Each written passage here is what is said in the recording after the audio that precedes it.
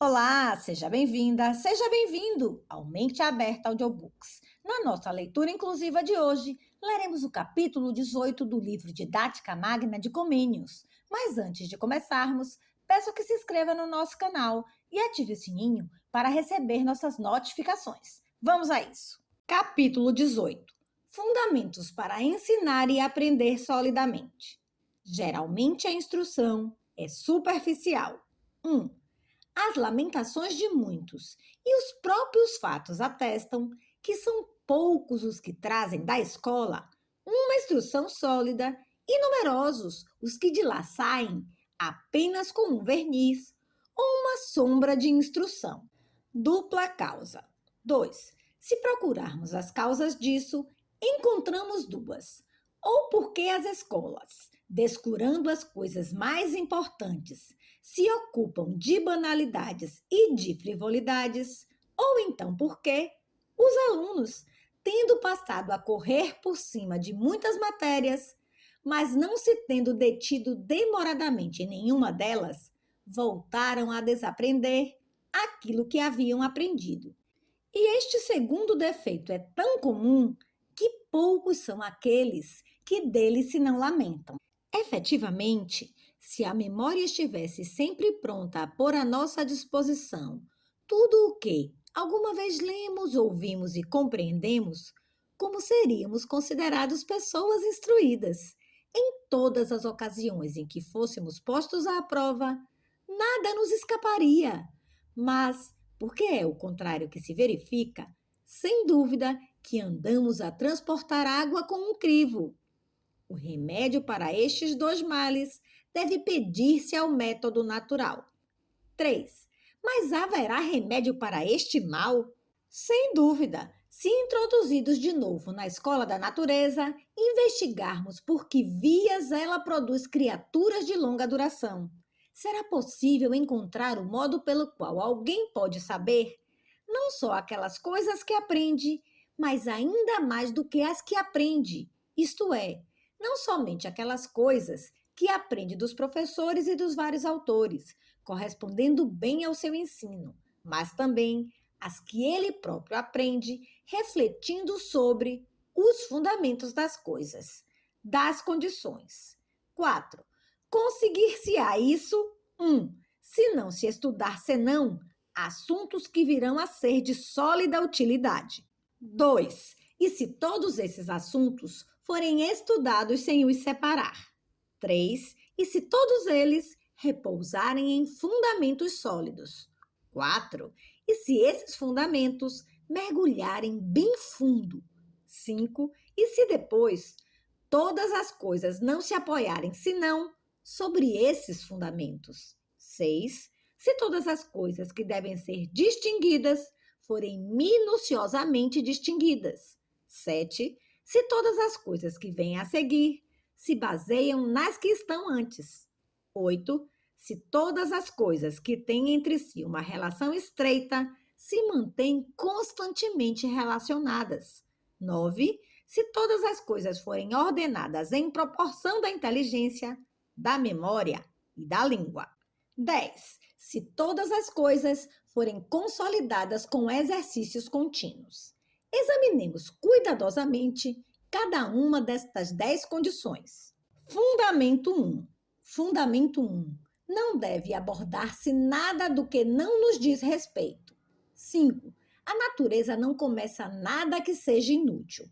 Por exemplo, quando começa a formar a avezinha, não lhe faz escamas, nem barbatanas, nem guelras, nem cornos, nem quatro patas, nem qualquer outra coisa que ela não utilizará, mas faz-lhe a cabeça, o coração, as asas, etc. Do mesmo modo, a árvore, a natureza não faz orelhas, olhos, penas, pelos, etc., mas faz-lhe a casca, o livrilho, o cerne, as raízes, etc.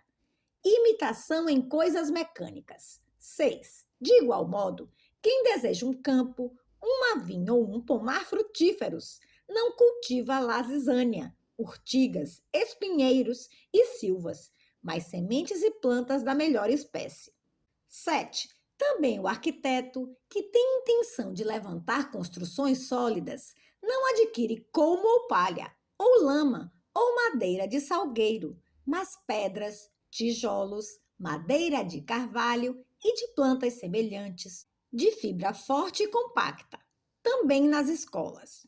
8. Nas escolas, portanto, 1. Não se trate senão daquelas coisas que são solidamente úteis para a vida presente e para a vida futura, mas ainda para a vida futura.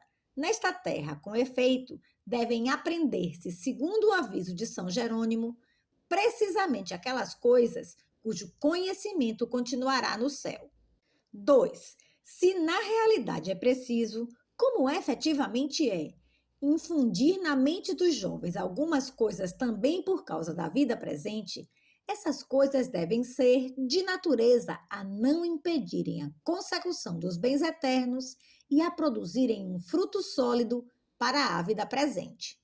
Deve tratar-se apenas de coisas sólidas. 9. Com efeito, para que servem as ninharias?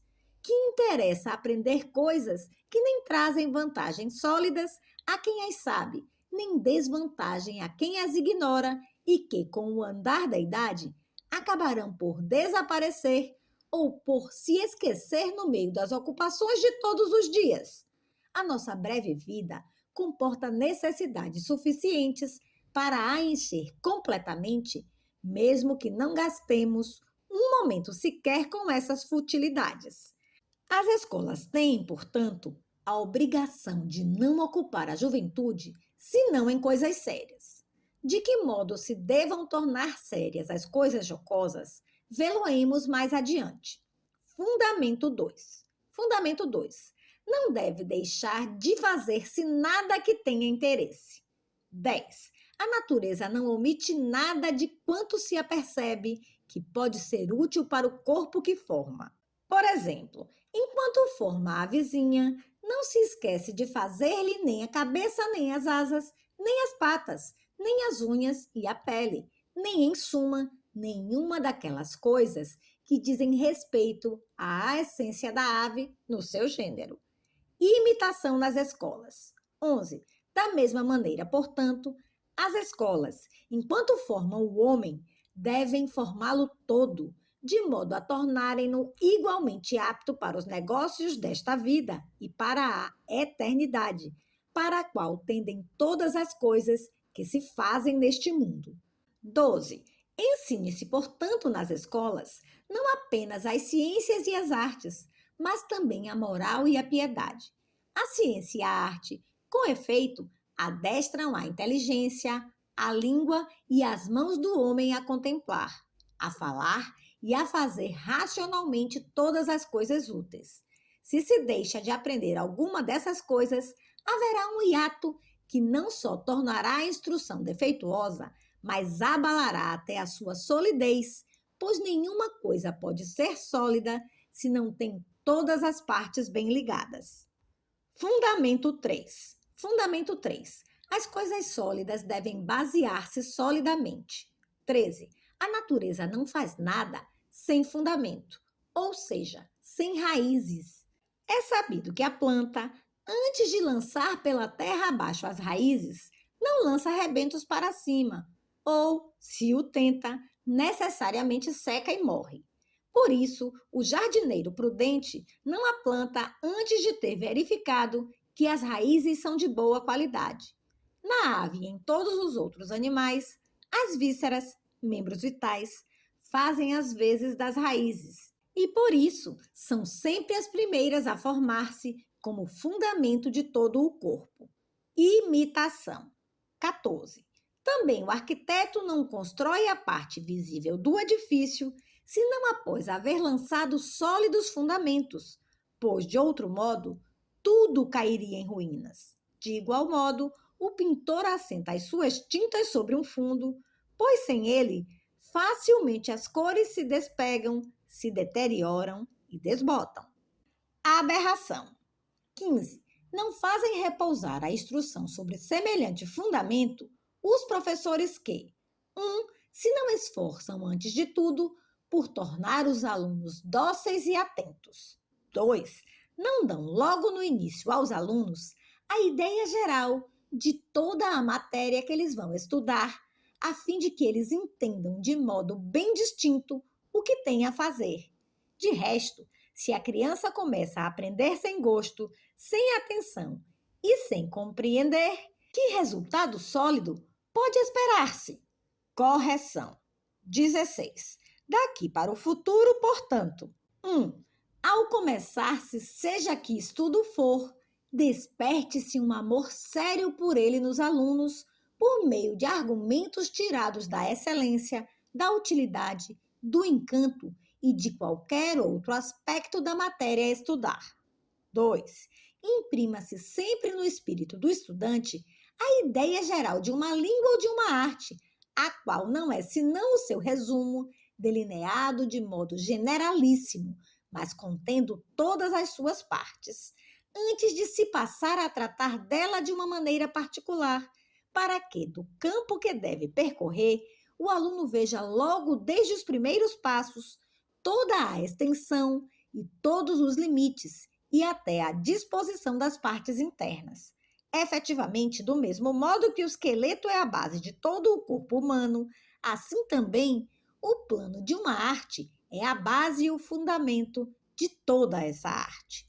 Fundamento 4. Fundamento 4. Que os fundamentos sejam profundos. 17. A natureza lança as raízes bem para o fundo. Assim, nos animais, esconde os membros vitais na parte mais interna do corpo. E a árvore, quanto mais para o fundo lança as suas raízes, tanto mais segura está. Aquela que as lança apenas à flor da terra, arranca-se facilmente. Correção da aberração. 18. Daqui resulta evidente que não só se deve excitar seriamente a docilidade no aluno, mas também se deve imprimir profundamente nas inteligências a ideia geral da matéria a estudar, e que ninguém seja admitido ao estudo aprofundado de uma arte ou de uma língua antes de essa ideia geral estar plenamente compreendida e bem enraizada. Fundamento 5. Fundamento 5. Tudo a partir das próprias raízes. 19. A natureza produz tudo a partir da raiz e nada a partir de outro elemento. Efetivamente, na árvore, tudo o que virá a ser a madeira, a casca, as folhas, as flores e os frutos não provém senão da raiz. De fato, embora as chuvas caiam sobre a planta e o jardineiro a regue, todavia é necessário que todas as coisas sejam destiladas através das raízes e depois circulem pelo tronco, pelos ramos, pelas folhas e pelos frutos.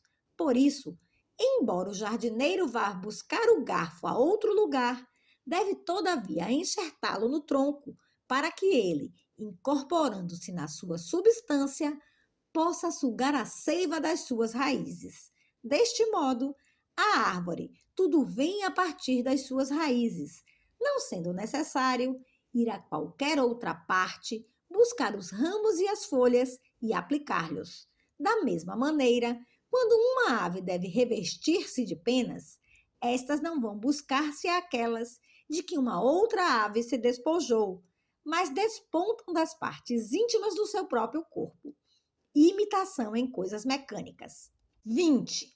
Também o arquiteto sensato constrói todas as partes do edifício de modo que, assentes sobre os seus próprios alicerces, se sustentem por si mesmas, sem necessidade de apoios externos. Efetivamente, se um edifício precisa desses apoios, é porque é defeituoso e ameaça a ruína. 21.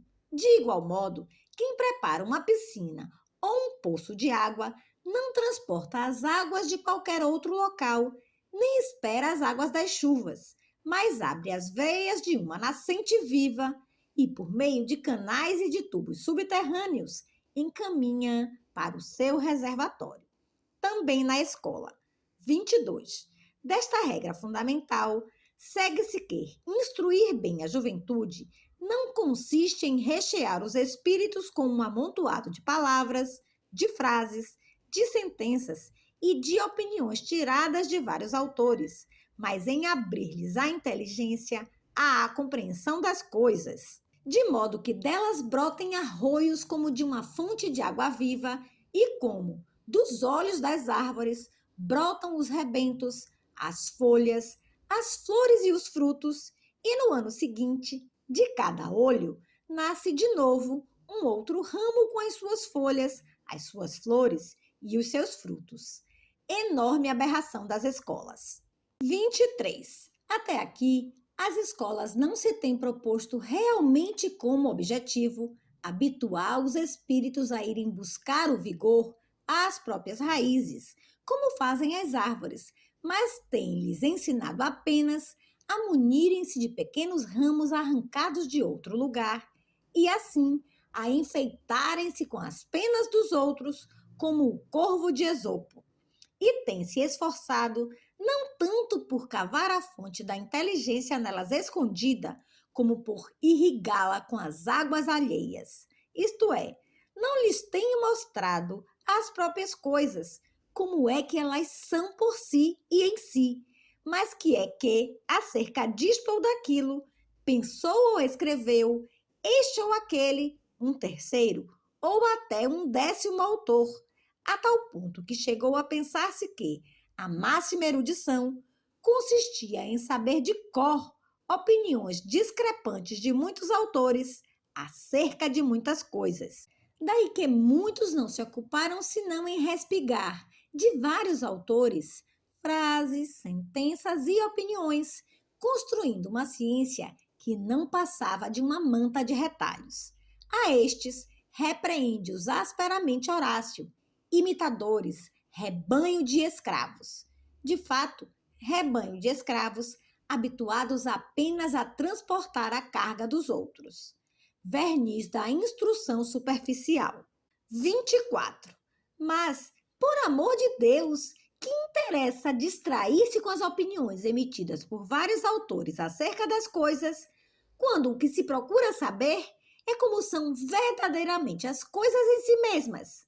Será que tudo o que fazemos na vida não consiste senão em andar atrás dos outros que correm de cá para lá e em observar onde alguém se desvia, tropeça ou perde o norte? Ó vós todos, deixai os caminhos tortuosos e avante para a meta. Se temos uma meta fixa e bem determinada, por que não havemos de esforçar-nos por atingi-la pelo caminho direto? Por que é que havemos de servir-nos mais dos olhos dos outros que dos nossos? A causa disto é o método defeituoso. 25. Que as escolas cometem o erro de ensinar a olhar com os olhos dos outros e a saborear com o coração dos outros, mostra-o método de todas as artes, o qual não ensina a abrir as fontes e a derivar delas vários arroios, mas apenas mostra os arroios derivados dos autores, querendo que, através deles, atinjamos as fontes. Com efeito, nenhum dicionário, a mim parece assim, se excetuar o polaco de Knapski, mas quanto a dicionários mostrarei o que penso no capítulo 22. Ensina a falar, mas a compreender. Quase nenhuma gramática ensina a compor um discurso, mas a analisá-lo. E nenhuma estilística mostra a maneira de compor elegantemente frases ou de as variar, apenas apresentando um montão confuso de frases. Quase ninguém ensina a física por meio de demonstrações gráficas e de experiências, mas todos a ensinam lendo o texto de Aristóteles ou de outro autor. Ninguém procura formar os costumes por meio de uma reforma interna das inclinações, mas todos esboçam superficialmente uma reforma moral por meio de definições e de divisões externas das virtudes. Isto aparecerá mais claro quando, com a ajuda de Deus, falarmos do método especial de ensinar as artes e as línguas, e mais claro ainda, se Deus o permitir, no plano da pansofia. Os artesãos e os operários tratam melhor as suas coisas. 26. É realmente de admirar que, neste assunto, os antigos não tenham visto melhor que nós, ou ao menos que este erro não tenha já sido corrigido pelos modernos. É sem dúvida aí que reside a verdadeira causa da extrema lentidão dos nossos progressos. Que digo, porventura o carpinteiro mostra ao seu aprendiz a arte de fabricar casas destruindo-as? Pelo contrário, é construindo que ele mostra quais os materiais que se devem escolher e como cada um deles, por sua vez, deve ser medido, desbastado, polido, levantado, colocado, encaixado, etc. Efetivamente, quem é mestre na arte de construir, de modo algum considera como uma arte a demolição, de mesmo modo que, quem sabe coser bem um vestido, não considera uma arte o descosê-lo.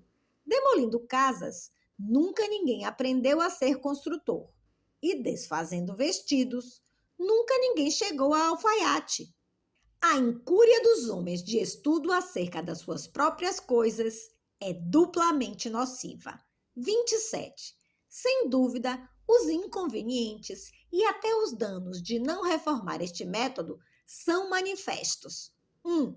Porque a instrução de muitos, se não mesmo da maioria, se reduz a uma mera nomenclatura, isto é, sabem de fato recitar os termos e as regras das artes, mas não sabem fazer bom uso delas. 2.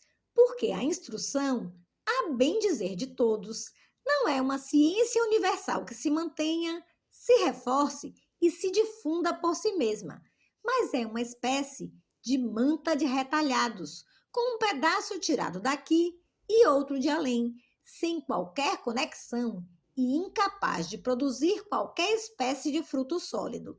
Efetivamente, essa ciência, constituída por uma coleção de várias sentenças e opiniões de diversos autores, assemelha-se muito à árvore que é costume levantar em certas festas de aldeia, a qual, embora se apresente adornada com ramos, flores e frutos, e até com grinaldas e coroas a ela ligadas de vários modos, todavia, uma vez que estas coisas não crescem de uma raiz própria, mas são amarradas externamente, não podem nem multiplicar-se, nem durar muito tempo.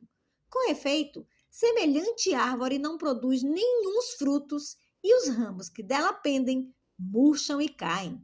Mas a pessoa instruída a partir dos fundamentos é como uma árvore que tem raízes próprias e se alimenta de seiva própria e, por isso, está sempre vigorosa. Mas ainda torna-se de dia para dia cada vez mais robusta e verdejante e apta para produzir flores e frutos. Correção. 28. A conclusão de tudo isto é esta: tanto quanto possível, os homens devem ser ensinados não a ir buscar a ciência aos livros, mas ao céu, à terra, aos carvalhos e às faias, isto é, a conhecer e a perscrutar as próprias coisas, e não apenas as observações e os testemunhos alheios acerca das coisas. E isto equivale a dizer que é preciso caminhar de novo pelas pegadas dos mais antigos sábios, se quer alcançar o conhecimento, não de outras fontes, mas do próprio arquiteto das coisas. Seja, portanto, lei: 1. Derivar tudo dos princípios imutáveis das coisas. 2. Nada ensinar apenas com argumentos de autoridade, mas ensinar tudo por meio de demonstração sensível e racional. 3. Nada ensinar com o método analítico somente, mas, de preferência, tudo com o método sintético. Fundamento 6. Fundamento 6. Todas as coisas distintamente. 29. Quanto mais numerosos são os usos para que a natureza prepara determinada coisa, tanto mais minuciosamente a distingue. Por exemplo, quanto mais distintamente um animal tem os membros divididos em articulações, tanto mais é capaz de um movimento mais distinto, como o cavalo mais que o boi, o lagarto mais que o caracol, etc. Também uma árvore, que tenha estendido bem os braços dos ramos e das raízes é mais resistente e mais bela. Deve imitar-se. 30. Portanto, na instrução da juventude, importa fazer tudo o mais distintamente possível, de modo que não só quem ensina, mas também quem aprende, entenda sem nenhuma confusão onde está e o que faz. Importa, por isso, que todos os livros utilizados nas escolas sejam elaborados segundo este luminoso exemplo da natureza. Fundamento 7. Fundamento 7. Tudo em contínuo progresso. 31. A natureza está em contínuo progresso. Nunca para, nunca abandona as coisas velhas para fazer coisas novas, mas apenas continua, aumenta e aperfeiçoa as coisas que antes começara. Por exemplo, na formação do feto, a substância que começou a tornar-se cabeça, pés, coração, etc., permanece isso mesmo e apenas se aperfeiçoa. Uma árvore nascida de semente não deita fora os primeiros ramos com que nasceu, mas continua solicitamente a fornecer-lhe seiva vital para que possam todos os anos lançar novos ramos. Deve imitar-se. 32. Portanto, nas escolas, 1. Disponham-se todos os estudos de tal maneira que os seguintes se baseiem sempre nos precedentes e os que se fazem primeiro sejam consolidados pelos que vêm a seguir. 2. Todas as coisas explicadas, depois de bem aprendidas pela inteligência, fixam-se também na memória. A memória deve ser aumentada e reforçada na primeira idade. 33. Porque neste método natural, tudo o que precede deve servir de fundamento a tudo o que se segue. Não pode proceder-se de outro modo, senão assentando todas as coisas em bases sólidas. Ora, não se introduzem solidamente no espírito, senão as coisas que foram bem entendidas e cuidadosamente confiadas à memória. Quintitiano escreveu acertadamente: todo o progresso escolar depende da memória e é inútil ir à lição se cada uma das coisas que ouvimos ou lemos desaparece. E Luís de Vives: durante a primeira idade, exercite-se a memória, pois ela desenvolve-se cultivando-a. Confie-se-lhe muitas coisas, com cuidado e frequentemente. Com efeito, aquela idade não sente a fadiga, porque nem sequer pensa nela. Assim, sem fadiga e sem tédio, a memória alarga-se e torna-se capacíssima. Das Disciplinas, livro 3. E na Introdução à Sabedoria, escreve: nunca deixes a memória sem fazer nada. Nada lhe é mais agradável e nada a desenvolve mais que o trabalho. Confia-lhe todos os dias qualquer coisa. Quanto mais coisas lhe confiares, tanto mais fielmente as guardará. Quanto menos coisas lhe confiares, tanto menos fielmente as guardará. Que estes escritores dizem uma grande verdade, provam-no os exemplos da natureza. Com efeito, uma árvore, quanto mais umidade absorve, tanto mais robustamente cresce. E quanto mais robustamente cresce, tanto mais absorve. Também um animal, quanto mais digere, tanto mais cresce. E quanto mais cresce, tanto mais alimento deseja e digere. E da mesma maneira, todas as coisas tomam naturalmente incremento em razão das suas próprias aquisições. Não deve, portanto, sob este aspecto, poupar-se a primeira idade, desde que se proceda racionalmente. Isso constituirá o fundamento de um solidíssimo progresso. Fundamento 8. Fundamento 8. Todas as coisas com nexos contínuos. 34. A natureza liga todas as coisas com nexos contínuos. Por exemplo, quando forma uma avezinha, liga de todos os modos, membro com membro, osso com osso, nervo com nervo, etc. Também numa árvore, da raiz brota o tronco, do tronco os ramos, dos ramos as ramagens, das ramagens, os rebentões, dos rebentões, os rebentos, dos rebentos as folhas, as flores e os frutos, e depois novos rebentões, etc. De tal maneira que, embora sejam milhões os ramos, as ramagens, as folhas e os frutos não constituem senão uma só e a mesma árvore. Também não é difícil, se se quer que ele dure, todas as suas partes, as maiores como as mínimas, as paredes como os alicerces, o forro e o teto com as paredes, devem não só combinar-se entre si, mas também encaixar-se de tal maneira que se unam firmemente e constituam uma casa. Deve imitar-se. 35. Daqui resulta que 1. Os estudos da vida inteira devem ser dispostos de tal modo que constituam uma enciclopédia, na qual nada se encontre que não tenha nascido da raiz comum e que não esteja assente no seu devido lugar. 2. Todas as coisas que se ensinam devem de tal modo basear-se em razões sólidas que não deixem facilmente lugar nem à dúvida, nem ao esquecimento.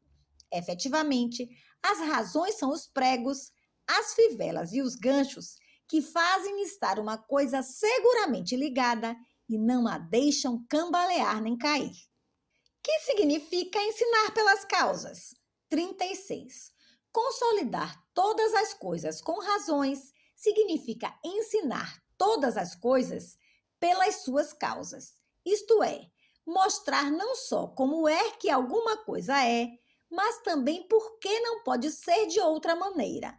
Com efeito, saber significa conhecer as coisas por meio das suas causas.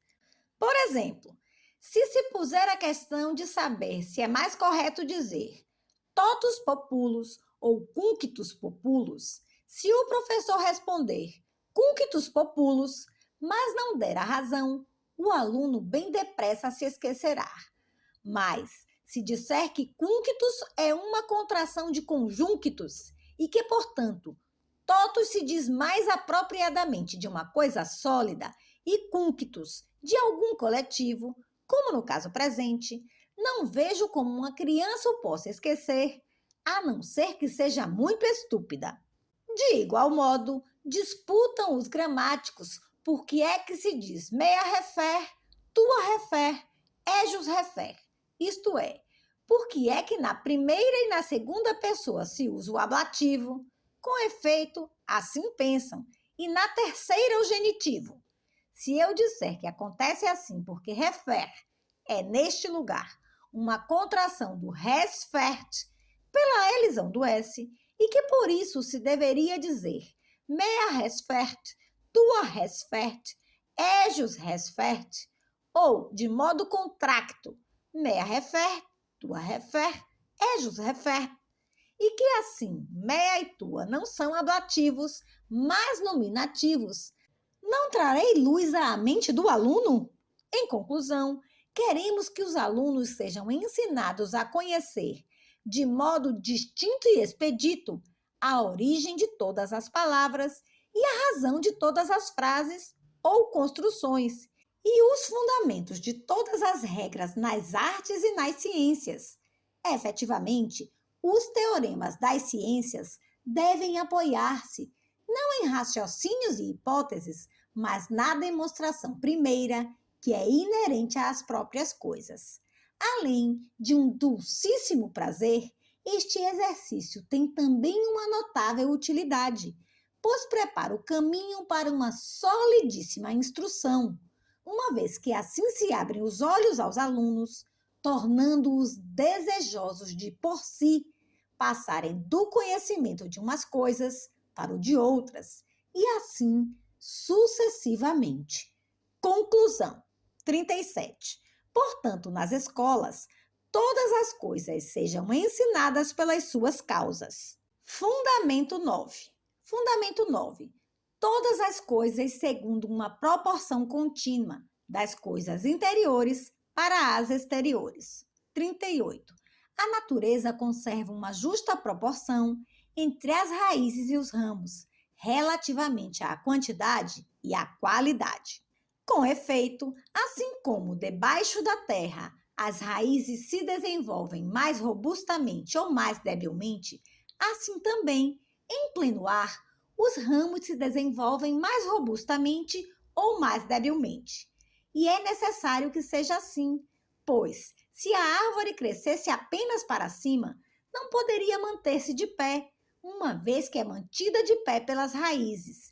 Se crescesse apenas para debaixo da terra, seria inútil, pois o fruto é produzido pelos ramos e não pelas raízes. Também no animal, os membros exteriores crescem paralelamente com os interiores. Se os interiores estão bem, também os exteriores se sentem bem. Deve imitar-se.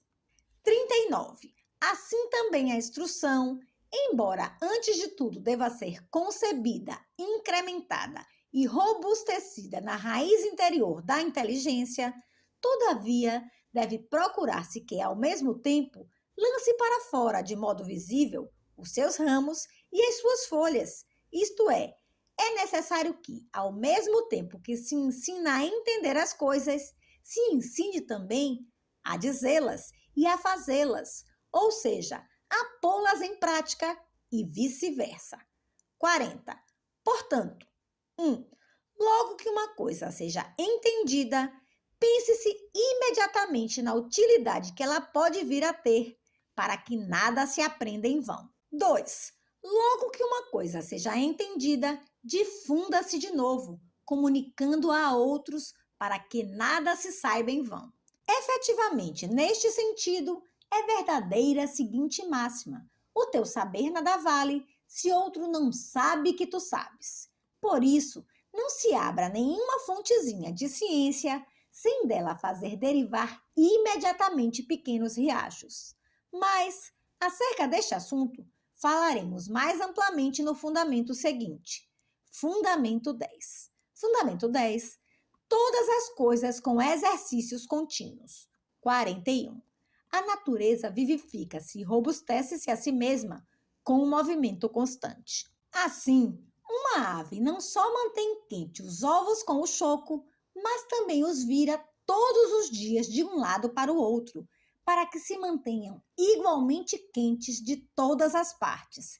É fácil observar este fato nas patas, nas galinhas e nas pombas, que fazem nascer os seus filhos nas nossas casas. Depois, exercita e robustece a avezinha acabada de nascer, fazendo-a mover frequentemente o bico e as patas, abrir, bater e levantar as asas, fazer várias tentativas de caminhar e de voar. Também uma árvore, quanto mais frequentemente é batida pelos ventos, tanto mais viçosa se eleva no ar e tanto mais fundo lança as raízes, pelo que, para todas as plantas, é um bem serem provadas pelos aguaceiros, pelo granizo, pelos trovões e pelos raios, dizendo-se até que as regiões batidas pelos ventos e pelos raios produzem madeira mais forte. Imitação em coisas mecânicas. 42. Deste modo, também o arquiteto aprendeu a enxugar e a endurecer os seus trabalhos ao sol e ao vento. E o ferreiro, para que o ferro endureça e aguente depois o corte, mete-o muitas vezes no fogo e na água, e desta maneira o faz provar, ora o calor, ora o frio, a fim de que, amolecendo muitas vezes, endureça ainda mais. O modelo dos exercícios escolares deve ir buscar-se à natureza. 43. Daí resulta que a instrução não pode chegar a ser sólida senão à força de repetições e de exercícios, feitos quanto mais vezes e quanto melhor possível. De resto, qual seja o melhor modo de fazer exercícios, ensinam-no os movimentos naturais que, no corpo vivo, servem à faculdade nutritiva, ou seja, os movimentos de absorção, de digestão e de assimilação. Efetivamente, da mesma maneira que no animal e também na planta, qualquer membro deseja o alimento para o digerir e o digere, tanto para se alimentar a si mesmo, deixando para si e assimilando uma parte do alimento digerido, como para o comunicar aos membros vizinhos, para a conservação do todo. Com efeito, cada membro serve os outros, para que os outros o sirvam também. De igual modo, multiplicará a doutrina quem sempre, 1. Procurar e tomar para si o alimento do espírito. 2. Tendo-o encontrado e absorvido, o ruminar e digerir. 3. Tendo-o digerido, o assimilar e o comunicar a outros. 44. Estas três coisas são expressas nos seguintes versos. Três coisas oferecem ao aluno a oportunidade de superar o professor: perguntar muitas coisas, reter o que perguntou e ensinar o que reteve. Pergunta-se consultando o professor, ou um condiscípulo, ou um livro acerca das coisas que se ignoram. Retém-se confiando à memória as coisas conhecidas e entendidas, e para que a certeza seja maior, tomando apontamentos, pois são poucos aqueles de engenho tão feliz que possam confiar tudo à memória. Ensina-se contando por sua vez aos condiscípulos e a quaisquer pessoas que se encontrem todas as coisas aprendidas. Os dois primeiros exercícios são bem conhecidos nas escolas. O terceiro ainda o não é suficientemente, mas seria muito bom introduzi-lo. Com efeito, é absolutamente verdadeira esta máxima: quem ensina os outros, instrui-se a si mesmo, não só porque, repetindo os próprios conhecimentos, os reforça em si mesmo, mas ainda porque encontra uma boa ocasião para penetrar mais a fundo nas coisas. Por isso, Joaquim Fortius, homem eminente pelo saber, falando de si mesmo, afirma que as coisas que alguma vez apenas ouviu e leu lhe fugiam da memória dentro de um mês ou até mais cedo, mas aquelas que ensinou aos outros conhecia-as tão bem como aos próprios dedos da mão e julgava que só a morte lhas poderia arrebatar. Por isso, dá o seguinte conselho: o estudioso que deseja fazer grandes progressos arranja alunos aos quais ensine todos os dias aquilo que aprende, ainda que tenha de pagar-lhe a peso de ouro. E acrescenta: vale bem a pena que alguém renuncie a quaisquer vantagens materiais, desde que haja quem o queira ouvir como mestre, isto é, quem o queira fazer progredir. Assim falava este grande homem. Como deve introduzir-se nas escolas? 45. Mas isto far-se-á mais comodamente e, sem dúvida, com utilidade para o maior número de pessoas, se o professor de cada classe instituir entre os seus alunos este maravilhoso gênero de exercício do modo seguinte: em qualquer aula, depois de brevemente apresentada a matéria a aprender e de explicado claramente o sentido das palavras e de mostrada abertamente a aplicação da matéria, mande-se levantar qualquer dos alunos, o qual, como se fosse já professor dos outros, repita pela mesma ordem tudo o que foi dito pelo professor. Explique as regras com as mesmas palavras. Mostre a sua aplicação por meio dos mesmos exemplos. Se acaso errar, o professor deverá corrigi-lo. Depois, mande-se levantar outro para fazer o mesmo, enquanto todos os outros estão a ouvir.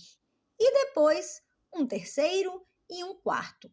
E quantos for necessário, até que se veja claramente que todos compreenderam bem a lição e já são capazes de a repetir e de a ensinar.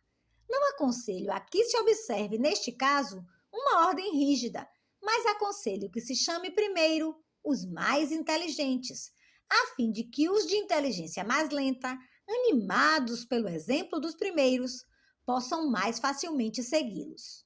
Utilidade destes exercícios. 46. Esta espécie de exercícios terá notável utilidade. 1. O professor, tornará os alunos sempre atentos às suas palavras. Com efeito, uma vez que, logo a seguir, qualquer deles deverá levantar-se e repetir toda a lição, e por isso, cada um temerá tanto por si como pelos outros, de boa ou de má vontade, terá os ouvidos atentos, para não deixar que nada lhe escape. Este treino da atenção, reforçado por um exercício de alguns anos, tornará o jovem desperto para todas as ocupações da vida. 2. O professor poderá verificar melhor se todas as regras expostas foram bem entendidas por todos. Se assim não aconteceu, fará as devidas correções, com grande vantagem para si e para os alunos. 3. Dado que as mesmas coisas se repetem muitas vezes, mesmo os alunos de inteligência muito lenta acabarão por compreendê-las, de modo a poderem avançar para a frente ao lado dos outros, enquanto que os mais inteligentes, certos de haverem aprendido as coisas mais que claramente, experimentarão um doce prazer. 4. Com esta repetição assim tantas vezes renovada, a lição tornar-se-á mais familiar a todos do que estudando afincadamente durante longas horas em casa, de tal maneira que, relendo-a depois à noite e de manhã, apenas por divertimento e por prazer, estarão seguros de haver fixado na memória todas as coisas. 5. Uma vez que, deste modo, o aluno é admitido a exercer como que o ofício do professor, despertará na sua mente um grande desejo e um grande ardor de aprender e adquirirá o dom de saber tratar, com palavra franca e coragem, de qualquer assunto perante o público, o que será de grande utilidade na vida. Exercício de ensinar os outros fora da escola. 47. Além disso, os alunos podem, mesmo fora da escola, sentados ou a passear, discutir entre si, quer acerca de coisas aprendidas há pouco ou há muito tempo, quer acerca de qualquer matéria nova que acaso se lhes apresente. Para semelhante exercício, se juntam em número bastante elevado, devem escolher um, à sorte ou por votação, que faça as vezes de professor, dirigindo e moderando as discussões.